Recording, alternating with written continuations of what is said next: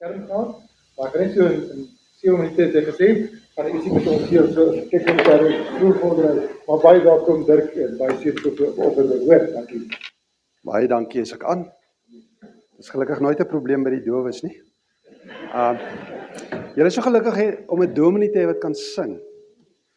As my vrou nou saam was en ek sing, dan kyk sy af, so asof sy nie saam met my hier is nie. En dis seker maar hoekom ek by die dowes moet bly. Kom ons leer gou gebaretaal. Enige hand.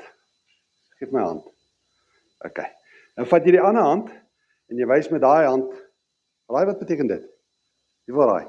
As dit goed is dit die teenoorgestelde? Sleg. OK? So sleg, né? Sleg wat ook, as jy hom so op jou ander hand sit, is dit sonde of sondaar. So 'n sleg sondaar trou. Nee, dis mos die verbondsvinger, dis die ringvinger. Sê ja vir Jesus, nee. So 'n sleg sondaar sê ja vir Jesus, I do, nee. Nou word God, sien julle hom? God drie enig. Nou word God drie enig die belangrikste, want dis die hoogtepunt van my hand. Wat sê Romeine? Ag, daar is geen, dis mos die vinger waarmee ons raas, nee. Ja, onthou ons praat nie vingertaal nie, ons praat gebaretaal. Vingertaal is as die teks jou kwaad maak. Ons praat gebaretaal. OK? Nou hierdie is die gebaar vir raas, nee. Maar Romeine sê daar's geen veroordeling, daar's geen meer raas vir die wat in Christus is nie en dit gaan goed. Raai wat? En goed wat aanhou is genade. So jy wys genade so, maar ek het genade ontvang, so ek wys genade so. So sleg sondaar sê ja vir Jesus. God word die belangrikste, die veroordeling is weg en dis alles genade. En nou ken jy ook die evangelie op een hand. Nou onthou dat dowes eintlik nog altyd, dowes was altyd onredbaar. OK? Dowes kan nie hemel toe gaan nie, want mense gaan hemel toe. En vir baie jare is dit beskou dat die verskil tussen mens en dier is spraak. Dowes het nie spraak nie.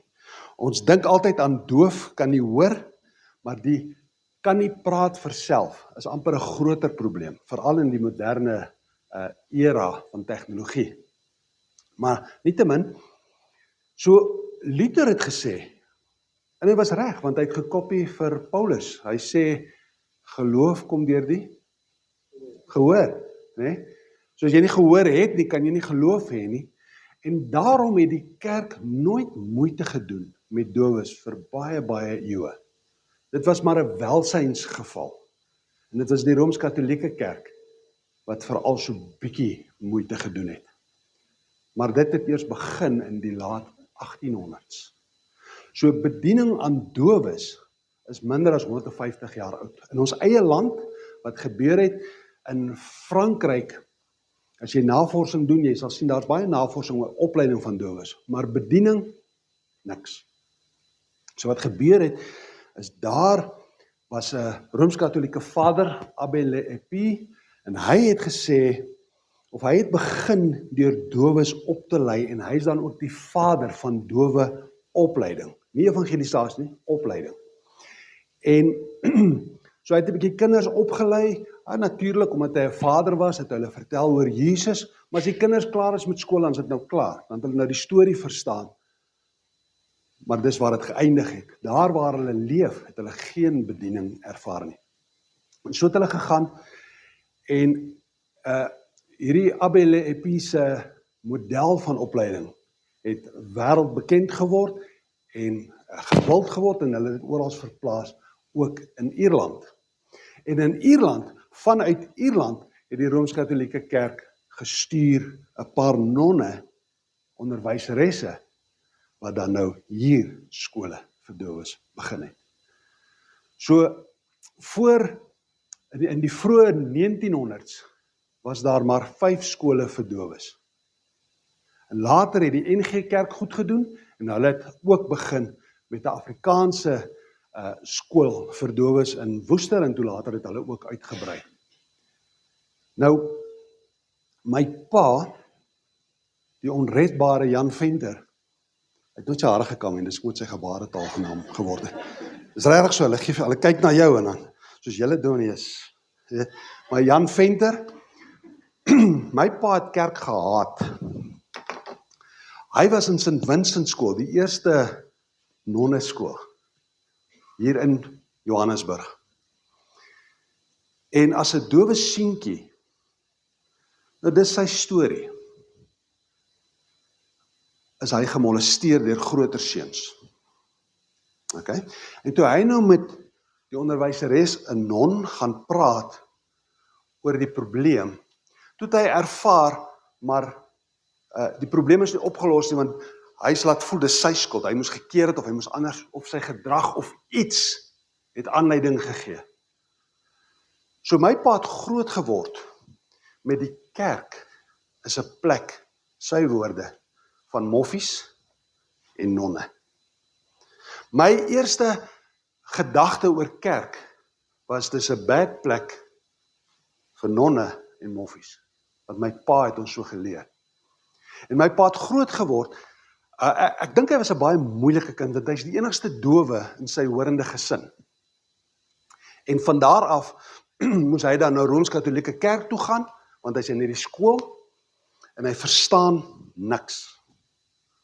En so het gebeur dat hy hierdie prentjie van Jesus op die kruis gesien het. En dit was vir hom nog erger, want hierdie God wat julle sê liefde is, het sy eie seun op die kruis. So as hy sy eie seun kruisig, wat's my kans? En so het my pa rof geleef, en uit my ma, wat ook doof is, ontmoet in Port Elizabeth, waar hy begin werk het. My ma is 'n mooi vrou. En hoekom sy lief geword het vir hierdie wille ding, weet nie. Maar ek onthou my vroeë kinderjare, ek het 'n ouer suster. Ek het altyd gesê, Lady Di was baie gelukkig om soos my suster te lyk. Vreeslik mooi. Ekskuus die ringpla. En toe ons eerste ervaring as kinders met ons ouers was baie lawaai, baie baklei. My pa het baie gesuip, hy het prostituie gekuier, hy het gedobbel, dit was net rof, weet, en dan kom hy nou Dinsdag aand na betaal naweek, kom hy by die huis, hy dronk, hy stink, ma baklei, maar sy het ook die geld nodig, dan gaan sy haarself nou probeer hang, Elsabie, my suster gaan die tou sny, hulle gaan baklei, en dan nie teen Woensdag, Donderdag raak het bietjie beter. Elsabie het erger ervaar as ek, omdat sy die ouer kind was. Sy het my so 'n bietjie beskerm. Maar toe op 'n dag, toe slaag ek daarin om my pa, ek was so 12, ek was verlief op die dominee se dogter. En, kyk, 'n demoon kan jy wegjaag, nee, maar 'n hormoon. En, ek wou my ouers kerk toe vat. Want ek wou hê, as die dominee sien hoe oulik ek kan tolk vir my dowe ouers, gaan hy van my hou, plus, miskien hou Elna dan van my. Weet, en so het dit gebeur, dat ek my ouers omgepraat het, om Sondag kerk toe te gaan. Daar in Dispatch Suid. Ons het gegaan, en daar die Sondagoggend, preek die dominee, oor 'n leë kruis, en 'n leë graf. En hy verduidelik, ja, Jesus was kruis toe, sodat jy nie hoef nie. En die graf is leeg, sodat jy in oorwinning kan leef. Nou daai was 'n afspraak van die Here met my pa. Iets het gebeur. En ek onthou Sondag toe ons huis toe daarna, nou die een ding wat ek die beste onthou, was my pa het ons gesinnetjie bymekaar gehad en hy het gevra. Hy het net gesê, julle moet my asseblief vergewe, ek is jammer. En van daai oomblik af aan, het sy gedrag verander. Jy sien, hy is nie uitgevang nie, hy het berou, dis die verskil, want berou verander gedrag. Ek het nooit weer my pa dronk gesien. My ma wou nooit weer haarself hang nie. En hulle het nog geraas in die nag, maar dan het ek my naam gehoor, hulle vir my bid, dat die Here vir my ook sal red en sorg en seën. En ek dink dit was die saad vir wat my bediening sou word. Elke dowe moet die evangelie van Jesus Christus sien. Hulle hoor hom nie, hulle moet hom sien in alles wat ons doen. En so het ek later jare betrokke geraak by die groepie dowes, kerkmense lief vir die Here, lief vir mekaar. En hulle wou 'n gemeente begin en ek het betrokke gewees daarbey. En die droom was 'n dowe leier by 'n dowe gemeente, 'n gemeente vol dowes, eie eiendom en alles wat daarmee saamgaan. Dit het baie goed gewerk en toe wil ons dit nou dupliseer. En ons het betrokke geraak, die NG Kerk en die AGS was eerste, maar daar het ook ander kerke betrokke geraak, waar ons dan nou vir dowe leraars opgelei het en hulle ontplooi het. En dis wat ons vandag nog doen. Maar hier's waarmee u vir my kan help. Ons het vroeër die fout gemaak om dowes een kant te vat, op te lei en dan weer uit te stuur. Dit het lank gevat, dit was baie duur, en teen die tyd wat jy hom terugstuur, het hy al 'n bietjie vervreem, want daai mense het nou vir 4-5 jaar sonder hom geleef. So nou ruil ons die model om, en die tegnologie laat dit toe, maar ons nuwe model is om dowes op te lei daar waar hulle is. Maar daar kom 'n extraatjie by. Ons, en dis waar u kan help, hierdie jongetjies, as jy bediening oorweeg bediening aan dowes ook, asseblief. Sodat vir elke dowe leraar wat ons oplei, ons ook 'n horende oplei wat saam met hom loop. Die dowe maak die horende, kom ons noem dit doofsensitief, hy leer hom gebaretaal, en die horende help die dowe met die moeilike woorde om die vertaling te doen, en saam werk hulle om dan die werk maklik te maak. Want die fout was dat ek het alleen 13 predikante ontplooi, en ek was almal se bestuurder, en ek word oud, en dis harde werk. So nou is die model om nie net dowe leraars, maar ook, kom ons noem dit die dowe hulp, my rol, te dupliseer. So dis wat ons doen. Ek kan so baie praat oor hoe wonderlik die Here vir ons gesorg het en voorsien het en gehelp het. Maar hier is my roep vanoggend vir julle. Markus 7, hier van vers 31, sê, en hulle het 'n dowe man wat swaar praat na Jesus toe gebring. Die Bybel sê nie wie's hulle. Was dit sy ouers? Was dit sy vriende? Was dit die disippels? Ons weet dit was nie die fariseërs nie. Maar hulle het 'n dowe wat swaar praat gebring na Jesus. En dit het daardie dowe se lewe verander.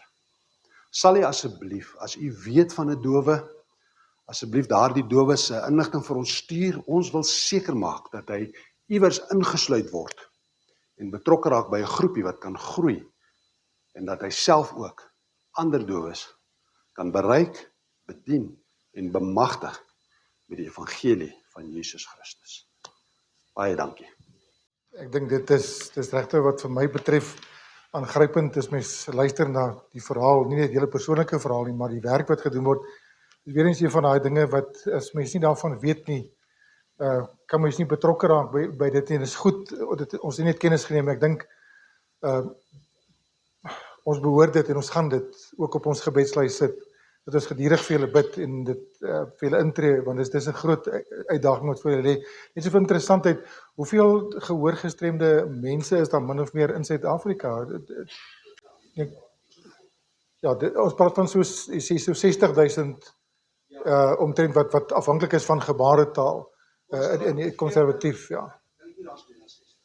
Goed, maar in 'n geval dis 'n persentasie wat, omdat dit nie so groot is, die baie maklik onbenullig kan raak en vergete kan raak. En ek dink dis waar die gevaar in lê. So ons neem kennis daarvan.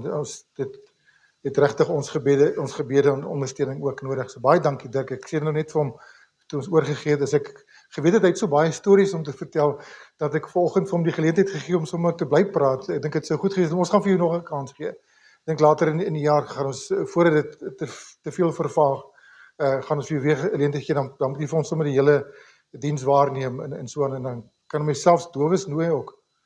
Ek het baie met dowes hier te doen, hoor. Selektiewe gehoor. Goed, dis 'n grapie. Goed, kom ons blaai na die woord van die Here. Ons gaan lees daar in Eksodus hoofstuk 20. Eksodus hoofstuk 20, baie bekende gedeelte, iets wat mense nie baie lees nie en nie baie meer hoor nie, maar wat steeds baie belangrik is. Ek dink ons almal behoort te weet wat daar staan. Waaroor gaan Eksodus 20, so ek gaan dit lees en veral, het gaan nie van my oor die inhoud wat ons nog gaan lees, die eerste klompie versie, maar veral in die einde van die gedeelte wat ons by gaan kom, wat ons daar lees, maar in Eksodus 20 gee die Here vir sy volk, vir Israel die wet, en deur Moses kom hy toe en hy sê, toe het God al hierdie woorde gespreek en gesê, ek is die Here jou God wat jou uit Egipte land, uit die slawehuis uitgelei het. Jy mag geen ander gode voor my aangesig hê nie. Jy mag vir jou geen gesneede beeld of enige gelykenis maak van wat bo in die hemel is, of van wat onder op die aarde is, of van wat in die waters onder die aarde is nie. Jy mag jou voor hulle nie neerbuig en hulle nie dien nie, want ek, die Here jou God, is 'n jaloerse God, wat die misdaad van die vaders besoek aan die kinders, aan die 3de en aan die 4de geslag van die wat my haat. En ek bewys barmhartigheid aan duisende van die wat my lief het en my gebooie onderhou.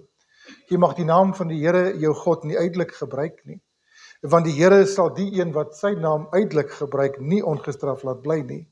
Gedenk die Sabbatdag dat jy dit heilig. 6 dae moet jy arbei en al jou werk doen, maar die 7de dag is die Sabbat van die Here jou God, dan mag jy geen werk doen nie. Jy of jou seun of jou dogter, jou diensknegt, jou diensmaagd, jou vee of jou vreemdeling wat in jou poorte is nie, want in 6 dae het die Here die hemel en die aarde gemaak, die see en alles wat daarin is. En op die 7de dag het hy gerus. Daarom het die Here die Sabbatdag geseën en dit geheilig. Eer jou vader en jou moeder, dat jou dae verleng mag word in die land wat die Here jou God aan jou gee. Jy mag nie doodslaan nie. Jy mag nie egbreek nie. Jy mag nie steel nie. Jy mag geen valse getuienis teen jou naaste spreek nie. Jy mag nie jou naaste se huis begeer nie. Jy mag nie jou naaste se vrou begeer, of sy diensknegt, of sy diensmaagd, of sy os, of sy esel, of iets wat van jou naaste is nie. En dan let nou op van vers 18 af die reaksie van die volk. En toe die hele volk die donderslae en die blitse en die geluid van die basuin en die rokende berg bemerk, het die volk dit gesien en gebewe en op 'n afstand bly staan. En hulle het vir Moses gesê, spreek u met ons dat ons kan luister, maar dat God nie met ons spreek nie, anders sterwe ons. Toe antwoord Moses die volk, wees nie bevrees nie, want God het gekom om julle te beproef en dat sy vrees voor julle oë mag wees, sodat julle nie sondig nie. So het die volk dan op 'n afstand bly staan, maar Moses het nader gegaan na die wolkedonkerheid waar God was. Net tot daar gaan ons eers lees. Die reaksie wat daar was op die volk, of by die volk, nadat God homself openbaar het daar, en hulle God se heiligheid en God se heerlikheid gesien het. En wat ek vanmôre met u oor wil gesels, sluit baie naby aan. Want ons lewe in 'n tyd, ongelukkig, nie net in Suid-Afrika nie, Christelike Suid-Afrika, waar mense God nie ken nie. En ek praat hier van inligting omtrent God, die informasie omtrent God nie. Daarvan het baie mense skynbaar ook genoeg, maar dat 'n persepsie van wie God is en nie kennis nie. En ons lewe in 'n tyd waar mense nie 'n idee het van wat is reg en wat is verkeerd omtrent eers meer. En om vir mense die hele tyd die 10 gebooie voor te hou is nie die oplossing nie. Of nie die totale oplossing nie. Wat ons nodig het is dat ons weer die Here werklik sal sien en sal beleef wie hy werklik is. Want ons sit vandag in die wêreld en ook in Suid-Afrika met 'n baie vaag godsbegrip. Ons weet nie wie God werklik is nie, waartoe in staat is nie. En ons praat die afgelope tyd met u, ons is besig in hierdie jaar oor disippelskap. En ons het baie tyd in die eerste kwartaal spandeer ook met betrekking tot die waarde van die woord. Wat is die woord vir jou werd? Ons het 'n hele paar sake omtrent dit alreeds gehanteer, maar daar is ook 'n belangrike ding, hoe lyk jou en my werkswyse met die woord? Hoe moet ons met die woord omgaan? Wat gebeur, wat moet gebeur, wanneer ons die woord lees? Hoe moet ons dit lees? Hoe moet ons dit benader? Dis belangrike dinge wat ek ook vanoggend dan met u wil oor gesels. Die Bybel bly die enigste betroubare bron van kennis en openbaring van God. Dit bied alles wat nodig is vir die ontwikkeling van 'n persoonlike, intieme verhouding met God. Dis sy persoonlike boodskap aan ons. Dis sy wyse raad, wat vir jou en vir my vertroosting bied, wat vir ons bemoediging gee, wat vir ons seëninge gee, wat vir ons teregwysing bring, wat beskerming bied, wat vergifnis bekend maak, wat oordeele bekend maak, wat barmhartigheid uitdeel en wat genade bevat. Dus iemand gesê die woord Bible staan vir basic instructions before leaving earth. My mooi. Dat die Here vir jou en vir my basiese instruksies gee hoe om te lewe op aarde, hoe om in God se teenwoordigheid te lewe. Nie in die algemeen te lewe, maar hoe om as kind van God in die teenwoordigheid van God te lewe voordat hy ons gaan kom haal. En nou lees ons ook die volgende, nou net eers 'n ander opmerking wat ek met u wil deel. Die grenslyne tussen dit wat heilig en onheilig is, tussen dit wat goed en sleg is, dit wat God as sonde verklaar in sy woord, die grenslyne tussen wat reg en verkeerd was nog nooit so vaag en so onduidelik vandag soos dit nou is. Hoekom nie? En een van die redes moet mens voor die kansels van baie kerke gaan lê. Omdat mense baie keer op Sondag besig gehou word met Bybelse verhaaltjies en nie met die woord van God. Want die woord van God daag vir jou en vir my uit. Verhaaltjies laat ons baie keer goed voel en ons kan met iets in die verhaal kan ons identifiseer en dan voel ons beter. En die woord van God is nie altyd net daar om vir jou en vir my beter te laat voel as ons dit lees nie. Dit is baie keer die volste reg omdat dit God is wat praat, om vir jou en vir my reg te wys, om vir my en jou te vermaan, om vir my en jou te waarsku wanneer ons op 'n verkeerde pad is, wanneer ons neig na die verkeerde toe. God het die reg. Dis wat vir hom gesag gee, oppergesag gee. Hy het die reg om te beveel en hy het die reg om gehoorsaamheid te eis. En sy woord is dit.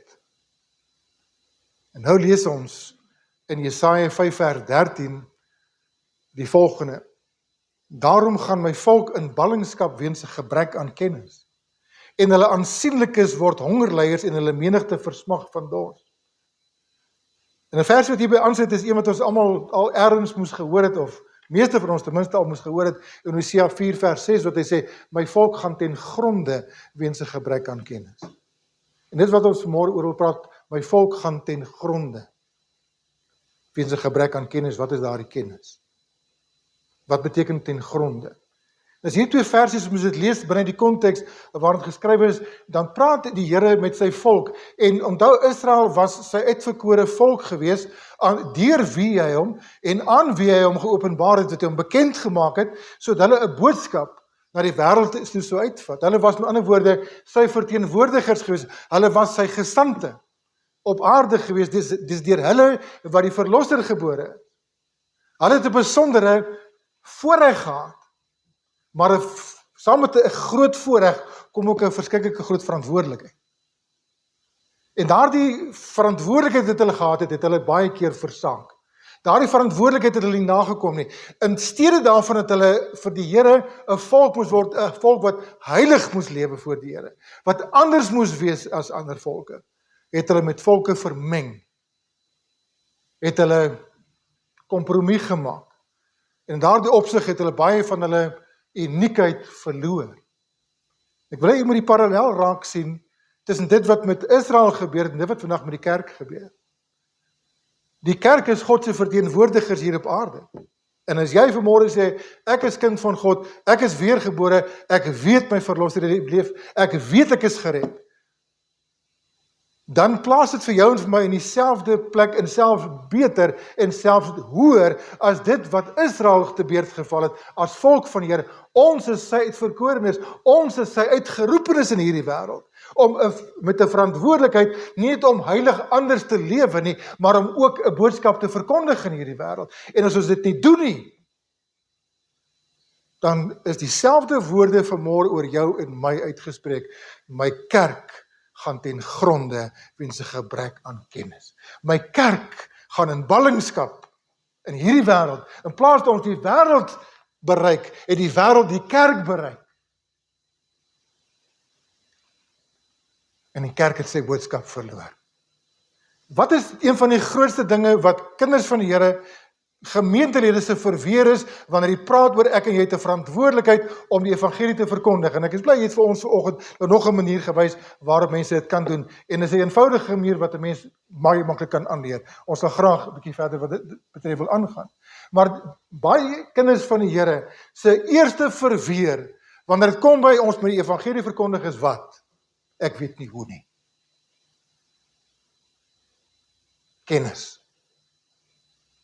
En ons kan vir jou al die kennis gee, vir jou al die programme gee, om jou op te lei om die Here te verkondig, om sy woord te verkondig, om die evangelie uit te dra na buitekant toe. Maar as jy nie eerstehandse kennis van die God van die evangelie het nie, beteken dit niks nie. En ek dink dis daar waar die probleem lê. Dat baie mense sê, ons ken die Here, maar ken hy jou? Daai woordjie ken, in die Hebreëus die woordjie yada, het 'n baie besondere betekenis. En dis wat ek ook vanmôre met u wil deel. So wat se kennis praat hy hiervan? En hierdie is nie bloot informasie, feite wat ons weet nie, want ek dink dit het ons eintlik al van genoeg. En veral as ek kan trek ek oor die 40 jaar bykant van hierdie gemeente. Hier was baie leraars gewees, die meeste van hulle was leraars gewees. Dan het hierdie gemeente, en almal wat al deur hierdie gemeente is, nie gebrek aan kennis gehad, gebrek aan lering gehad. Maar ergens moet die lering in ons lewens begin posvat. Ergens moet die lering in ons lewens begin uitwerk. Anders raak ons geestelik oorgewig. Ons raak top-heavy. En ons strompel deur hierdie wêreld met al die kennis wat ons het, en is informasie wat ons het oor die woord van die Here, maar is jou verantwoordelikheid om die kennis wat van jou oorgedra word in jou binnekamer, in jou waar jy is, saam met die Here in 'n verhouding te laat uitwerk. En die kennis alleen maak 'n mens opgeblaas, sê die woord. Maar die liefde stig. So yada, die woordjie beteken eenvoudig 'n intieme, persoonlike kennis. Hoop ek is op die stadeblad, ja, soos daar op die regte. 'n intieme persoonlike kennis, 'n nabyheid, 'n koneksie, 'n verhouding. Soos die Here sê, ons moet hom ken, en hy sê, hy ken vir my, dan beteken dit, yada, hy het 'n intieme kennis, en hy wil 'n intieme kennis ook van hom aan jou en my oordra. Ons kan weet van God, maar om te weet van God, red jou nie. Om te weet van God, plaas jou nie in 'n verhouding met hom nie. Maar wanneer jy ontmoeting met die Here gehad het, en ek weet wie hy is, ek het ontdek wie hy is, en ek het sy genade gesmaak, ek het sy liefde gesien, ek het ervaar wat barmhartigheid is, dan bring dit my in 'n intieme koneksie met die Here, in 'n verhouding met die Here, en dis waar baie gemeentelede, baie Christene vandag ontbreek, en ten gronde besig is om te gaan, want hulle het nie kennis van God nie, hulle weet van hom. Hulle het informasie van hom. Jeremia 9 vers 24 sê, maar laat hy wat wil roem, hom hierop beroem, en dat hy verstaan en my ken, yada. Verstaan en my ken. Dat ek die Here is wat goedertierenheid, reg en geregtigheid op die aarde doen, want in die dinge het ek 'n behaag, spreek die Here. Aan die woorde, nie net te weet van hom nie, maar hom ken.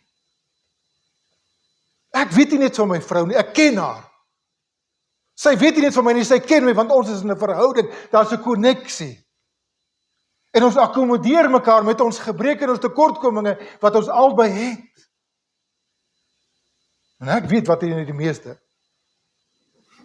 En dis nie my vrou nie. Maar ons is in 'n verhouding met mekaar, daar's 'n koneksie tussen ons. So God is nie beïndruk met dit wat ons van hom weet nie. Maar of is dit wat ons weet, ons sal verander het. God is nie beïndruk met hoeveel kennis jy van die Bybel het, en hoeveel kennis jy het van hom nie. En is alles skopkennis, is alles net informasie nie, maar ken jy hom? Hoeveel getuienis het ek en jy? Hoeveel belewenis het ek en jy van hom? Wat dit wat ons van geleer het, in ons lewens geïmplementeer is, en dit werk, en ek kan vertel daarvan, dan het die woord in ons pos gevat, dan het die woord in ons getransformeer. En dit het ek al baie keer vir julle gesê, die Bybel is nie geskryf vir jou en vir my informasie nie, maar vir ons transformasie. Maar verander die woord vandag nog mense. Ek het net so oorgevat, en ek gaan dit nou probeer lees, julle gaan nie, ek weet nie wie julle dit gaan sien nie, maar iets wat ek ergens in die week ook gelees het, wat oor my pad gekom het, en ek gaan dit lees, as julle kan, daar sien is dit, happy are you. God is not after your information, He is after your heart. He's not impressed with what you know, if it has not changed how you live. Because real knowing leads to transformation. If you truly know Him, you begin to reflect Him. Your desires shift. Your convictions deepen. Your life begins to align. This is where it becomes personal, because it is possible to be familiar with God and still not be close to Him. To hear about Him regularly, but not walk with Him daily. To recognize His name, but not respond to His voice. And the truth is, God is not inviting you into religion. He's inviting you into a relationship. Not surface, not depth, not routine, but reality. Because Yada is not built in crowds. It is built in closeness, in surrender, in time with Him, in a heart that is open. And here's the invitation. Do not settle for knowing about God. Come to know Him. Because the life you are looking for is not found in information. It is found in relationship. And that relationship begins when you stop observing from a distance and start walking with Him up close. Ek kon dit nie beter stel nie. Daarom het ek dit net so oorgevat. Maar dit is waarby die woord van die Here vir jou en my wil uitbring. Want as ons die Bybel net gaan lees terwille van die informasie, en ons laat nie toe dat die Gees van God wat agter die woord is, ons verander nie, beteken dit niks. Ons gaan goed voel oor ons godsdienstigheid, maar jy gaan miserabel eindig in jou verhouding met die Here. So wat het ons met die oor gepraat? Waaroor is die Bybel geskrywe? Dit gaan oor kennis van God.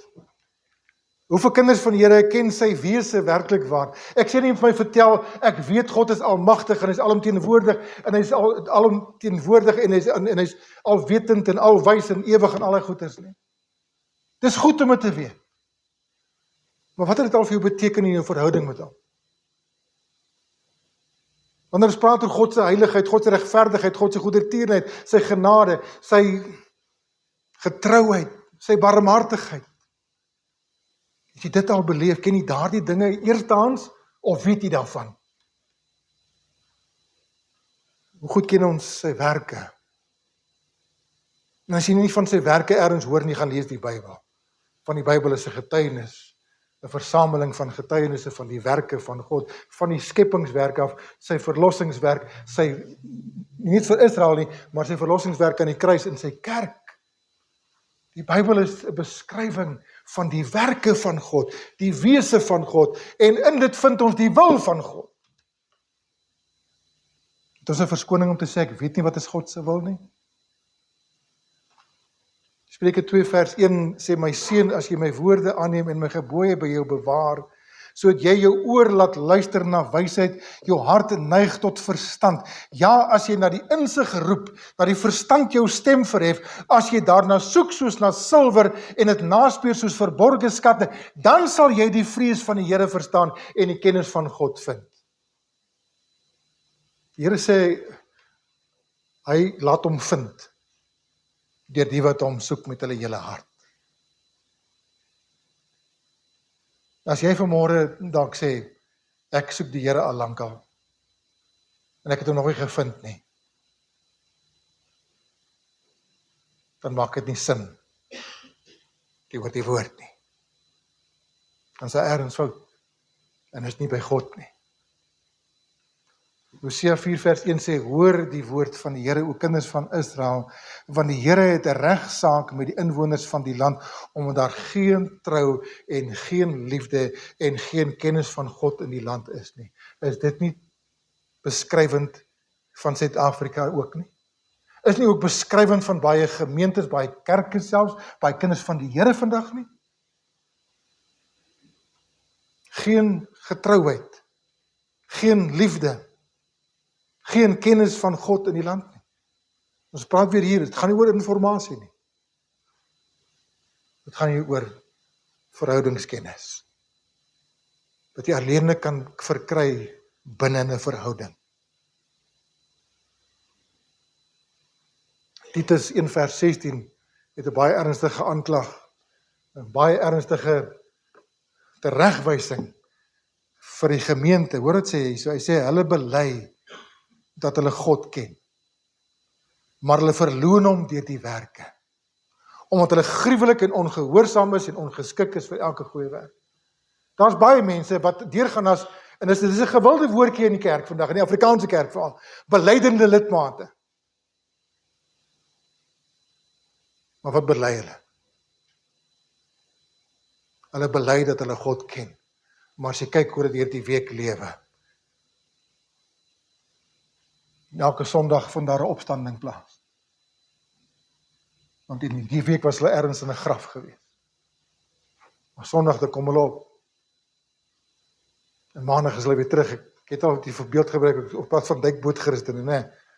Dive diep in die week en die Sondag kan surface hulle net so 'n bietjie en dan gaan dit maar weer. Dis baie kinders van hier, dis baie kerkmense vandag se probleem. Hulle bely met hulle mond.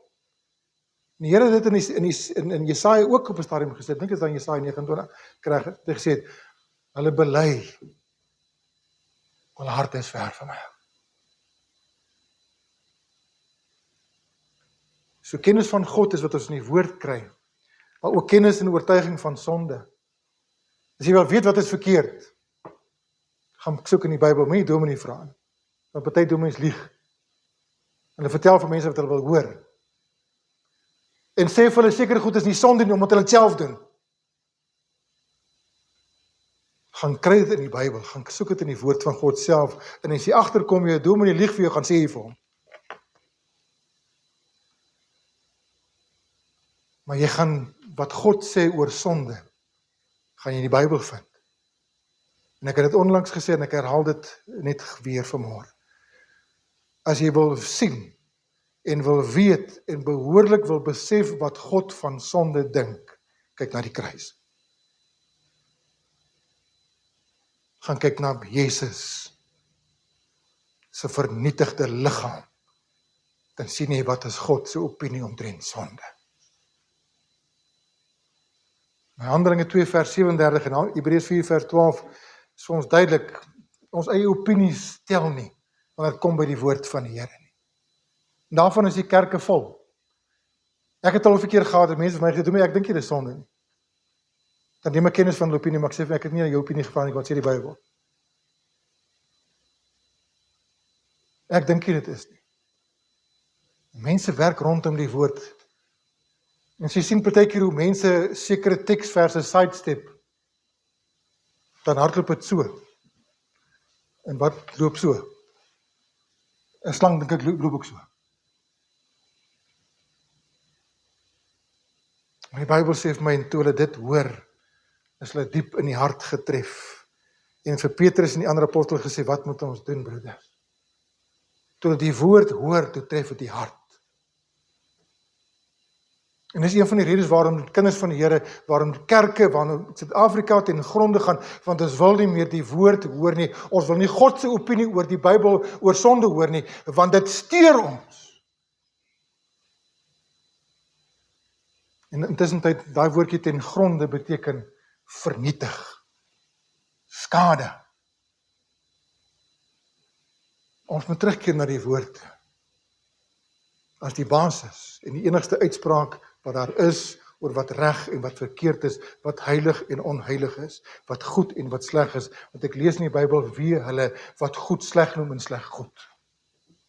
En die woordjie wee wil jy nie oor jou lewe hoor nie. As God sê wee jou, beteken dit meer, ek kry jou jammer nie. Dis een van die ernstigste uitsprake in die woord van die Here, is God sê wee hulle. Ons eie opinies tel nie, want die woord sê, die woord is lewendig en kragtig en skerper as enige tweesnydende swaard, en dit dring deur tot die skeiding van siel en gees, van gewrigte en murg, en is 'n beoordelaar van die gedagtes en die oorlegginge van die hart. Jy het al ervaar dat wanneer jy iets wil doen, of daar is een of ander begeerte, en jy weet, dis teen die woord van die Here, wat gebeur hierbo? Niemand kan sê, toe ek my kom kry, het ek dit gedoen nie. Want dis 'n leuen. Die Bybel, as jy hom goed genoeg ken, of net 'n bietjie van hom het in jou lewe, is 'n beoordelaar van daai gedagtes. En as 'n trigger oomblik, wat jy of ja of nee sê. Ja vir God, of ja vir jouself. Ons kry ook geloof in die woord van die Here. Romeine 10 vers 17 sê, en dis die teksvers wat Dirk vir ons aangehaal het, ook die geloof is dus uit die gehoor, en die gehoor is deur die woord van God. Maar ons kan verstaan dat gehoor beteken nie net fisies hoor nie, maar ook wanneer mense dit lees en vir iemand dit oordra, dan bereik dit die innerlike mens. Dit bereik die gewete. Dit bereik die wil van die mens. En geloof is 'n keuse. Die geloof is uit die gehoor, en die gehoor het deur die woord van God, maar ons kry ook sekerheid van redding in die woord van die Here. Dit is die enigste ding waarop ek en jy kan staat maak, om te weet ek is gered. Geen predikant, geen paus of profeet, of wie ook al, kan vir jou sê, jy is gered of jy is salig. Net God kan. En die enigste manier dat dit kan doen is, deur sy woord, en die ondersteuning wat die getuienis van die Heilige Gees in my hart vir my kom gee. Die Gees getuig saam met my gees vat die woord, en die Heilige Gees connect, en bevestig dit met vrede in jou hart, met blydskap in jou binneste. En dit werk uit in die vrug van die Gees, en die vrug van bekering. Sekerheid. Moenie op eksterne dinge vertrou nie. Wat mense van jou sê nie, of wat iemand oor jou kwyt geraak het nie, of dit nou waar of vals is, of wat ook al nie. Glo wat God vir jou sê. En maak seker hy het dit vir jou gesê. In Johannes 5 vers 13, by E3, ken julle hom seker in die tyd ook al, né? Sê, dit het ek geskrywe aan julle wat glo in die naam van die Seun van God, sodat julle kan wonder of julle die Seun of julle die ewige lewe het of nie. Sodat julle kan hoop. Sodat julle kan dink. Sodat julle kan weet. Dis nie voorbarig om te sê, ek weet ek is gered nie. Ek weet ek is op pad hemel toe. Party mense dink so. Sy mense kan nooit sulke dinge sê nie. Ons met die Here sal maar moet besluit eendag. Nee, jy moet besluit.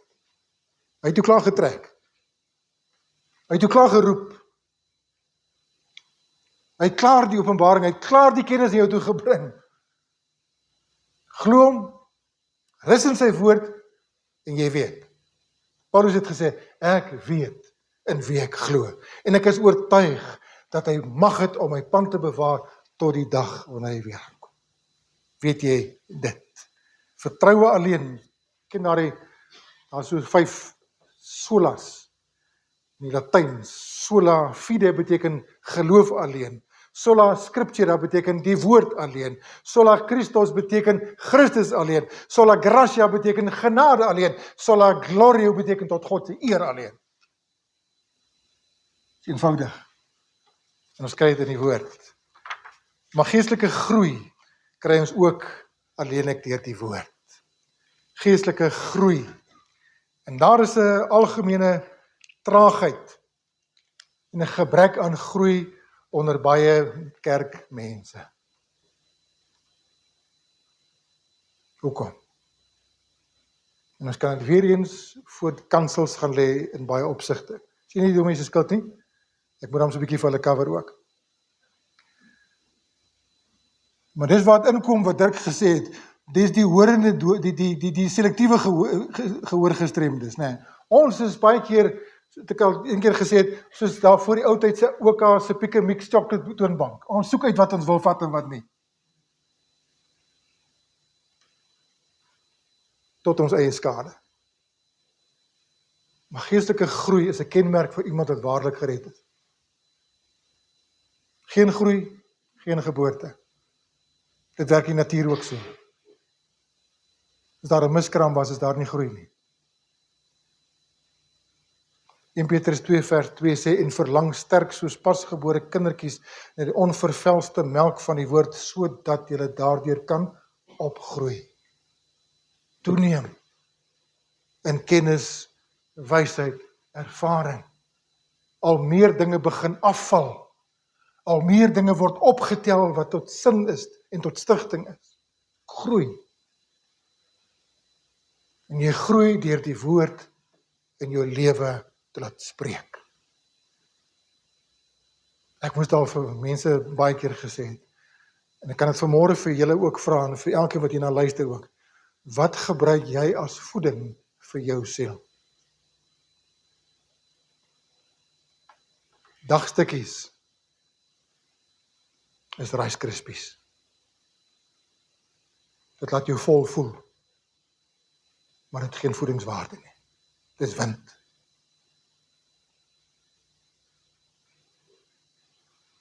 Die Bybel is die onvervalste melk van die woord. Dit is die heuning, dit is die brood. Dit is vleis vir die Noord-Kaapenaars. Hou jou besig met iets oor die woord. Dit gaan nie vir jou veel beteken nie. Moenie jou tyd mors met dagstukkies nie. Hoor mooi wat ek vir jou sê. En daar's oulike dagstukkies. So ek weeg my woorde baie as ek dit sê. Maar moenie jou tyd met dagstukkies mors en dit vervang jou intieme tyd met God nie. Gaan sit voor die woord, en ek gaan nou net so 'n paar riglyne rondom dit gee. As jy hierdie dinge aan die broeders voorhou, sal jy 'n goeie dienaar van Jesus Christus wees, terwyl jy jouself voed met die woorde van die geloof en die goeie leer waarvan jy navolger geword het. So my vraag is, wat is jou benadering tot die woord? Wat is jou benadering tot God se teenwoordigheid? Is daar eerbied, is daar ontzag, is daar gewilligheid, is daar gereedheid? Moenie die Bybel ergens in die dag probeer inpas nie. Dit moet deel van jou daaglikse lewe wees. Dat ek tyd maak daarvoor. En hoor mooi wat ek vir sê, as jy nie tyd gaan maak nie, gaan iemand anders iets anders te gaan tyd dit vat. Dis 'n dissipline. Dit maak vir jou 'n disipel van die Here. En die woordjie disipel en die woordjie dissipline dieselfde stamwoord. So 'n disipel is iemand wat 'n gedissiplineerde, geordende lewe geoefen. Nie gewoonte net nie, geoefen. Maar op hierdie ene sal ek let, sê die woord, op hom wat arm is en verslaaf van gees en wat bewe vir my woord. Ons lewe in 'n tyd waar mense die teenwoordigheid van God nie meer verstaan nie, nie meer eer nie, en baie keer instorm. God se teenwoordigheid is 'n heilige teenwoordigheid. Kom ons onthou dit. Sodat ons die woord van die Here met gereedheid, met eerbied kan ontvang.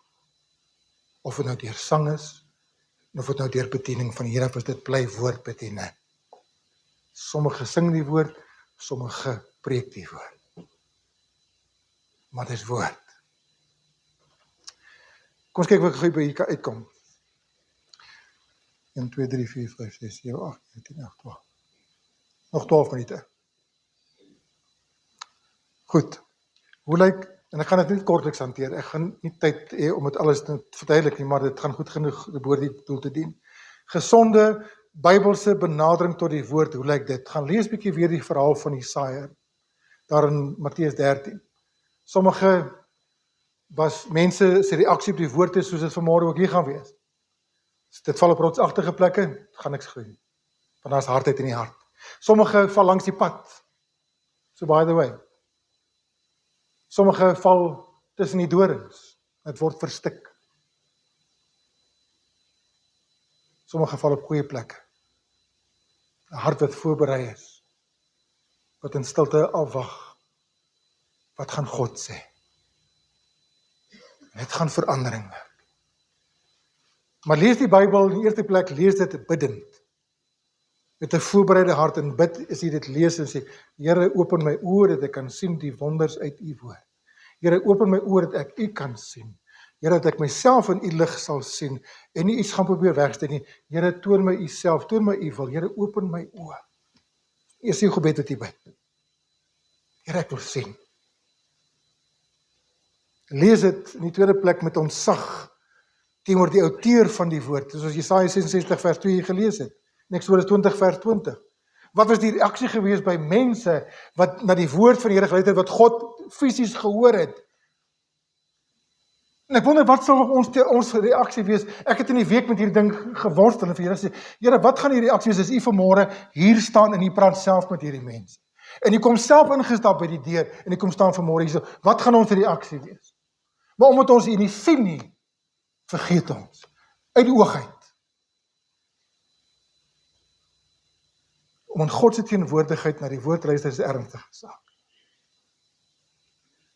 En wanneer ons dit met erns gaan beheen, gaan ons weer die vrug op die woord van God begin sien en die verandering in mense se lewens begin sien. Maar ons raak onverskillig. Ons raak vrypostig. Die God van die Ou Testament wat die aarde laat bewe het, toe hy gepraat het en die woord gegee het, het nie verander nie. Dis nog steeds dieselfde God. Hy het vir ons 'n vrymoedigheid gegee om na hom toe te kom.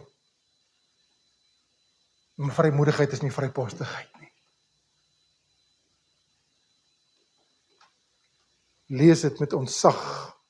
Luister met ontzag. Lees aandagtig, konsentreer, leer om te verstaan. Lees dit met liefde.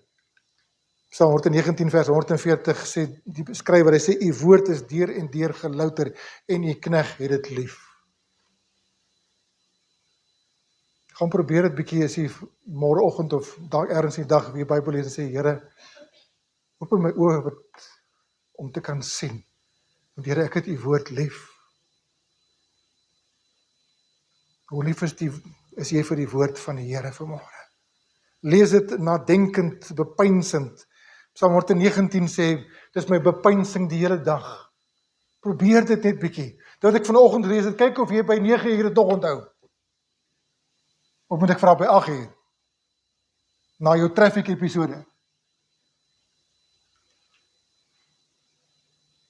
Maar as ons die woord gaan bepeins, gaan dit deur die dag voor my bly staan. En vir alles iets wat die Here my moes mee teruggewys het, of iets wat hy my bemoedig het, of iets wat hy my mee moes net ondersteun het. En jy het oordink dit, gaan jy dit ergens deur die dag op kan terugval. Glo dit, glo God se gesag, glo dit onvoorwaardelik. Nummer 23 vers 19, wat staan nou? Wil niemand probeer nie? Nummer 23 vers 19, God is geen mens, dat hy sou lieg nie. Of 'n mens kan dit hom sou berou nie. Sou hy iets sê en dit nie doen nie, of iets spreek en dit nie waar maak nie. Gaan met daardie gesindheid na die woord toe. Here, u gaan nie vanmôre my lieg nie, want u kan nie. U gaan nie terugtrek nie, so Here, ek gaan nie op die woord vat. Lees dit gewillig, om dit te gehoorsaam. Hierdie is 'n baie sterk ene. As jy nie op jou knieë die woord van die Here lees, of in watter toestand ook, of wat is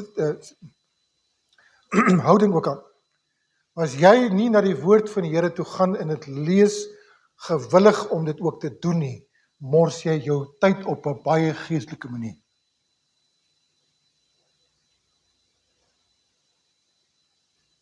Gewillig om ook te doen en te gehoorsaam.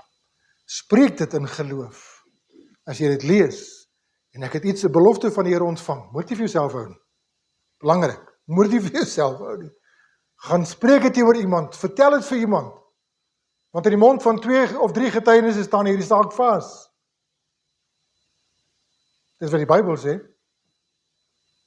Doen dit. Spreek dit in geloof, bely dit as waarheid en as bindend op my lewe. God het gesê, bid die woord. Dis 'n verdere ene. Dis een van jou beste gebede wat jy kan bid. Dis die gebede wat jy 100% seker kan wees, God sal dit antwoord. As jy vir God terugbid wat hy vir jou gesê het. Bid die woord. Vat hom op sy woord en sê, die Here sê vir ons in Jesaja 62 wat hy sê, julle wat die Here herinner aan sy beloftes, moenie rus nie. En laat hom nie met rus nie. God geniet dit as ons hom herinner aan sy woord. En hy eer dit. En jy en ek sien dit. So bid die woord. En dan lees dit sistematies.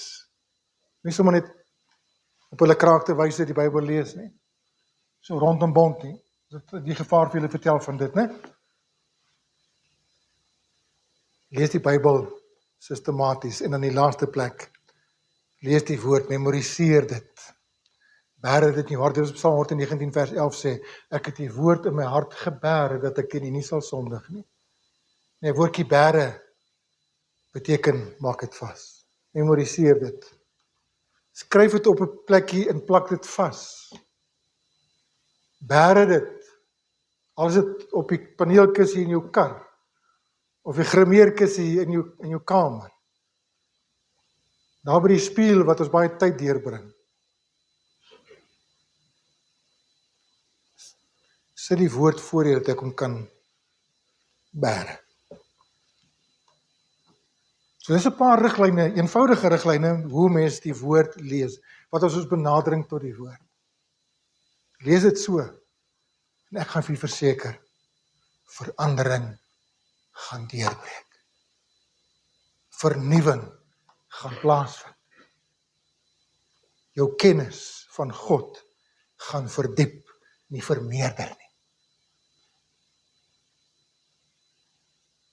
Doen ons dit nie, loop ek en jy die gevaar om ten gronde te gaan weens 'n gebrek aan kennis. Want dan is nie kennis van God nie, ons nie kennis van sonde nie, ons nie kennis van sy wil nie. Ons het ook nie kennis van wat hy aan die kruis kom doen het met sonde nie. En dis hoekom kerke en gemeentes en kinders van die Here saam met die volk ten gronde gaan. Uitgebuit word, op sleeptou geneem word. Met dwalinge en verleidings. Hoor my hart vanmôre. Ons mag nie saam met die res ten gronde gaan nie. God behoede dit. Hier is the remedy. Amen. Kom ons bid saam.